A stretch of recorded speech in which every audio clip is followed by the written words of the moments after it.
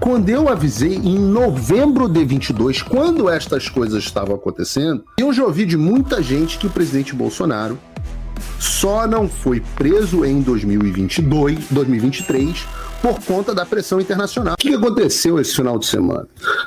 Nós tivemos duas grandes notícias desde o último Paulo Figueiredo Show. A primeira notícia que nós tivemos foi a prisão do general Braga Neto e, um pouquinho antes disso, nós tivemos a decisão do Supremo Tribunal Federal de que o Alexandre não estava impedido. E foi uma decisão absolutamente acachapante. Foram 9 votos a 1, né, o único voto contrário, né, no sentido de dizer que o Alexandre estava impedido, que ele não poderia ser julgador e vítima ao mesmo tempo, veio do ministro Nunes Marques. Perdão, do ministro André Mendonça. O ministro Nunes Marques, e por isso que é importante falar sobre ele, votou junto dos outros ministros do STF. Então eu falei aqui na semana passada sobre uma certa decepção com o Fux, né, com o ministro Fux, faixa coral de jiu-jitsu, dando aula em comunidade, jiu-jitsu, etc, etc. Mas no final das contas é um cara que parece estar completamente alinhado com o sistema. E junto com ele o Nunes Marques. E a gente deve pensar um pouco, né, nesse tipo de coisa, porque a gente pensa na situação que a gente se encontra, ela tem uma razão de ser, né? Quando nós vemos um debate, como por exemplo o debate lá do Arthur Duval, mamãe falei, com o Marco Antônio, e vem o Arthur Duval dizendo, não, o Bolsonaro é a causa de todos os problemas, é óbvio que isso é absolutamente injusto. É que a outra posição, que é a que não faz autocrítica das mais escolhas que foram feitas, e muitas delas passaram pelo Bolsonaro, é tão ruim quanto. Vejam, Lula, quando entra no poder, nomeia Flávio Dino e o advogado dele, Zanin. 2 caras absolutamente fiéis, radicais na direção deles. Bolsonaro, quando entra no poder, nomeia um cara que é um cara do centrão ali, que é o Nunes Marques, e o outro terrivelmente terrível, que é o André Mendonça. Eu tenho que fazer o elogio aqui ao terrivelmente terrível, porque ele, muitas vezes, eu vou usar um termo aqui que não seja palavrão. Não, vamos usar palavrão sim. Ele muitas vezes caga no pau, mas dessa vez não. Ele teve um voto que foi o único voto decente, né? E se sentindo empoderado, veio o Alexandre de Moraes e decidiu logo, alguns dias depois, prender o Braga Neto. E muita gente fica o general Braga Neto, que é absolutamente escabroso, né? A prisão pela primeira vez, a prisão de um general 4 estrelas no período democrático do Brasil. Eu não gostei dessa manchete porque eu sequer considero que nós estamos no período democrático do Brasil. Não dá, sob nenhum aspecto, para a gente dizer que a gente está dentro do período democrático. Mas o que a gente pode analisar dessa história é o quanto que o Alexandre é um adversário formidável. E o Alexandre, de fato, é um adversário formidável. E um dos motivos pelo qual ele é tão bom é que ele tem um domínio do tempo das coisas e ele cozinha o caranguejo numa velocidade para impedir que ele pule, que é absolutamente, o sapo, sei lá, que é absolutamente impressionante. Ele vai aumentando o tom e esticando a corda. Então ele lança, depois de 2 anos e uma pressão enorme para que ele finalizasse os inquéritos ainda esse ano, a Polícia Federal finaliza aquele inquérito nas coxas, né, um inquérito absolutamente sem lé nem cré, uma coisa absolutamente mal escrita, mal fundamentada, assim, muito mais narrativa, né?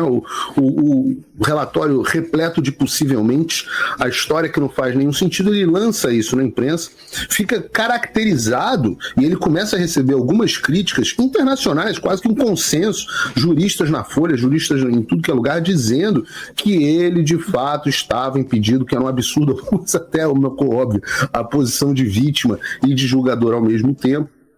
Ele prende, ele indicia 2 generais 4 estrelas, 3 na verdade, o general Teófilo, o general Heleno e o general Braga Neto. Indicia, se eu não me engano, foram só esses 3 generais 4 estrelas que foram nomeados, né?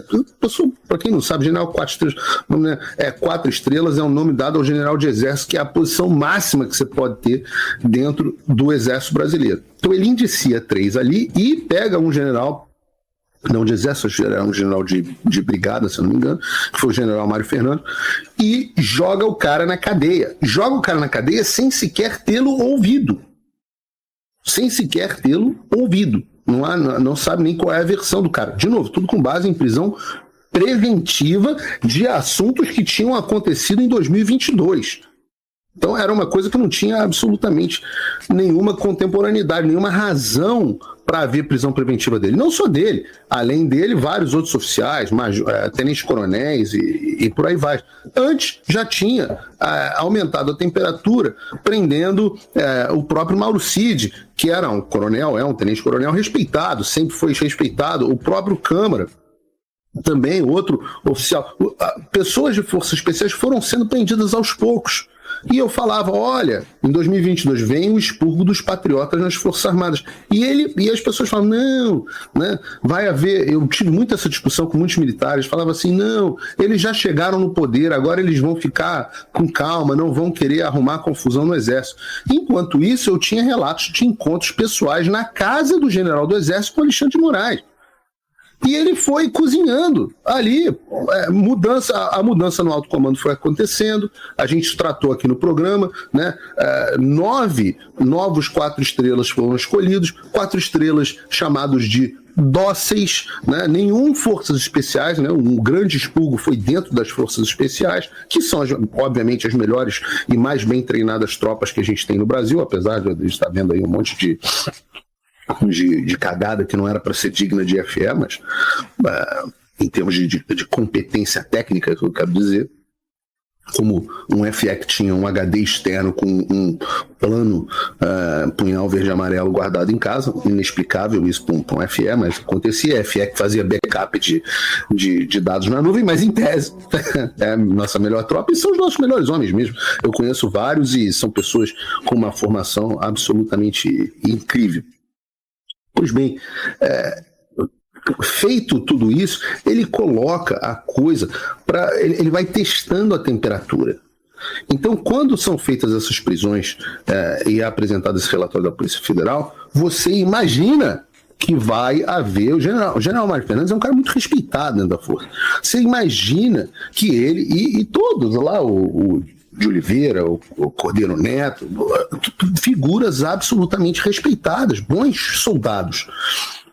E você imagina que diante de um relatório repleto de narrativas, repleto de arbitrariedades, prisões arbitrárias, o comandante do Exército sem poder visitar os seus próprios comandados dentro de uma base militar, você imagina que o Alexandre estava testando para ver se viria alguma reação. Viria. As pessoas olham, o general Heleno. Tem homem mais respeitado dentro das Forças Armadas brasileiras do que o general Heleno. O próprio general Braga Neto, que criou ali alguns pontos de atrito dentro da política, mas veja o histórico do general Braga Neto no Rio de Janeiro, no meu Rio de Janeiro. Então, você imagina que vai haver algum tipo de reação. Não teve reação alguma. Com isso, e com base na votação absolutamente absurda do caso do impedimento, o Alexandre se sentiu absolutamente à vontade para dar o próximo passo, decretar a prisão do general Braga Neto. E a gente pode falar sobre isso, né? Do ponto de vista penal, eu podia discutir isso do ponto de vista penal, né, do ponto de vista legal, como se houvesse ainda lei no Brasil. Eu teria que fingir que há lei no Brasil para discutir essa questão. Então, claro, a prisão por suposta obstrução de justiça. No entendimento, eu podia ler aqui, provavelmente está aqui em algum lugar da pauta, o entendimento do Supremo Tribunal Federal, as súmulas que diz, a súmula do próprio STF, que diz que o caso tem que ser contemporâneo, etc, para uma prisão preventiva. A prisão preventiva, o que você tinha era uma conversa, olha que loucura, o que você tinha era uma conversa de 2023, ou seja, de mais de um ano atrás, onde supostamente alguém estava pedindo ao pai do Cid a colaboração. Mas, aliás, tem um post do Rodrigo Chemin no X que explica essa situação. O Rodrigo Chemin. Não sei se a gente tem aqui, vamos lá. Tem, mas eu não vou conseguir ler esse troço que está absolutamente gigantesco. Não vou conseguir ler isso, porque ficou muito grande esse corte, a gente deveria ter feito em 2 partes. Ele lê aqui o parágrafo 1º do artigo 315, né, que diz o seguinte, que eu imagino que seja do Código de Processo Penal. O segundo artigo do Código do 312 do Código de Processo Penal diz que a decisão de decretar prisão preventiva deve ser motivada e fundamentada em receio de perigo e existência concreta de fatos novos ou contemporâneos que justifiquem a aplicação da medida adotada. E, de maneira muito parecida, o parágrafo 1º do artigo 315 diz que, na motivação da decretação da prisão preventiva ou de qualquer outra cautelar, o juiz deverá indicar concretamente a existência de fatos novos ou contemporâneos que justifiquem a aplicação da medida adotada.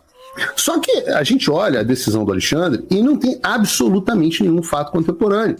Ela diz o seguinte, que o Braga Neto está embaraçando as investigações, mas isso teria acontecido há mais de 1 ano, com um contato que teria acontecido, e repare, a gente não sabe se o contato aconteceu. A gente vê uma conversa de terceiros dizendo que o contato teria acontecido. Meu Deus do céu, é o grau de evidência mais baixo que você pode ter, né? Aqui nos Estados Unidos se chama de hearsay, né? Que é o ouvir dizer. Então um terceiro ouviu dizer que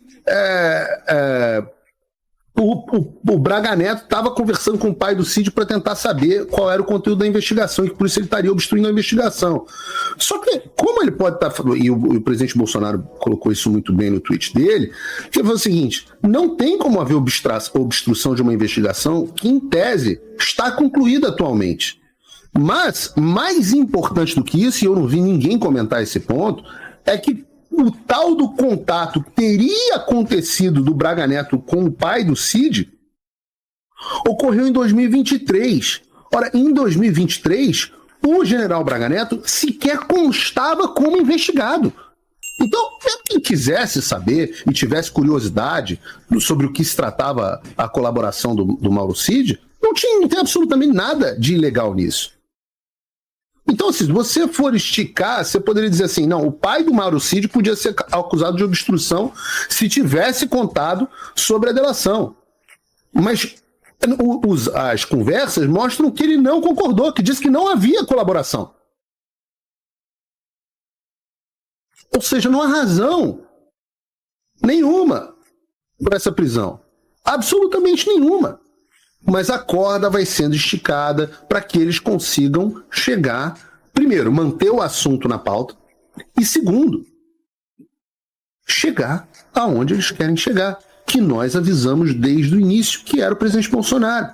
Quando eu avisei, em novembro de 22, quando estas coisas estavam acontecendo, que eles, em seguida, prenderiam o presidente Bolsonaro, muita gente achou que era loucura.